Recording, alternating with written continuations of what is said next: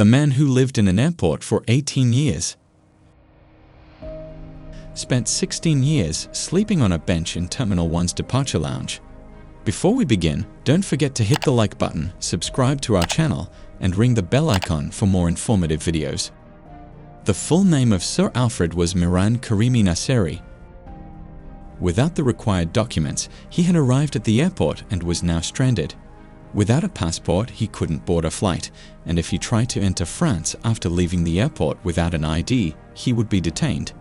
He was trapped in an indefinite state of limbo at the airport, a no-land man's. This is the story of Sir Alfred Mehran. He was tall, in his mid-50s, with black hair that was starting to receding and bright, perceptive eyes. Many baggage carts, as well as numerous boxes and bags, filled with his expanding collection of possessions that were forming a nest around him surrounding his bench. The most priceless items were the numerous boxes of A4 paper that his journal was written on. Sir Alfred revealed that he had been writing a daily journal on paper that had been given to him by the kind airport doctor for more than 10 years. Over the years, a lot of myths and rumors had developed around his extraordinary tale. That he had been driven out of Iran, he had undergone torture, that he had misplaced his own papers.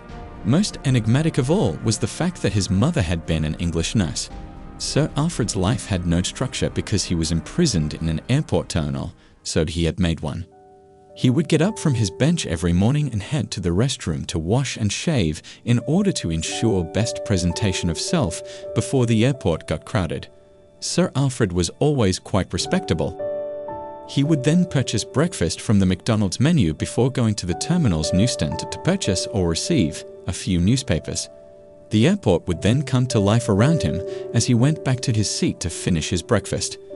With the exception of a handful who would look twice at the amount of hand luggage he appeared to have, everyone ignored him as they passed his bench.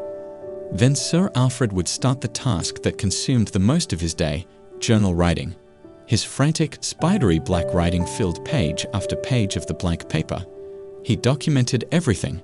He would be furiously recording our chats in order to get as many words as he could before I returned, if I ever left him to buy food. Sir Alfred was filming us write the book even as we were doing it. Everything was very meta.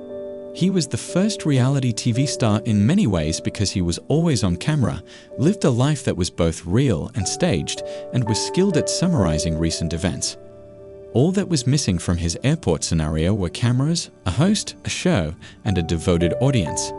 He would settle down and begin reading the newspapers after updating his journal, which he would do throughout the day as events took place. Sir Alfred enjoyed reading and engaging in political discourse. Using translation dictionaries and the necessary papers, he had trained himself to read French and German during his time at the airport. He was a very intelligent man who disliked wasting time. McDonald's filet-o-fish would almost always be the choice for lunch. Burger King and I had a brief affair one year, but after their French fry machine broke down for a few days, Sir Alfred decided they were too unreliable. Back then, tickets for airport food were distributed to pilots and cabin workers. Many people would bring their own lunches from home, offering Sir Alfred their airline gift cards as they passed by his bench. That gave him an almost endless supply of a relatively small selection. The remainder of the day might be spent doing any mix of reading the news, writing his never-ending diary, or answering any questions from curious reporters from around the world who might be passing by.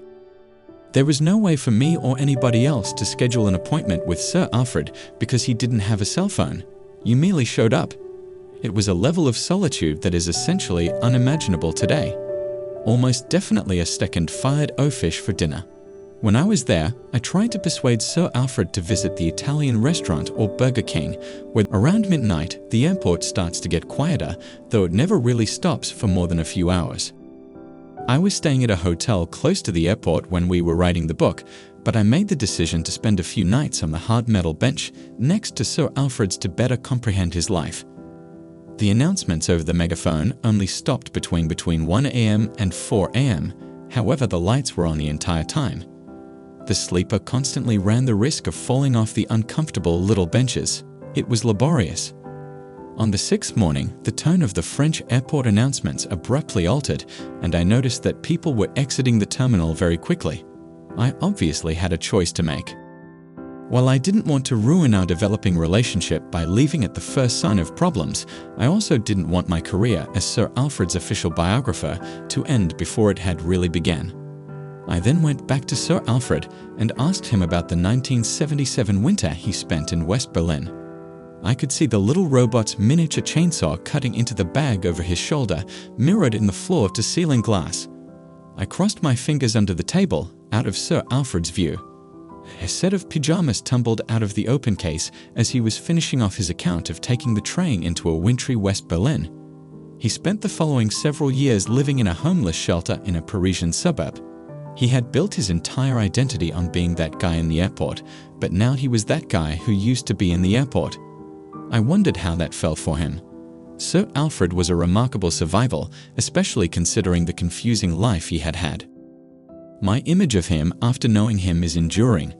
The significance of those tiny pieces of paper, like passports, that enable legal international travel.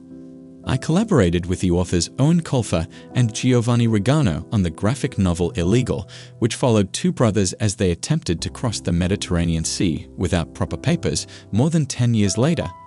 Sir Alfred was a man that I really loved. A real gentleman he was.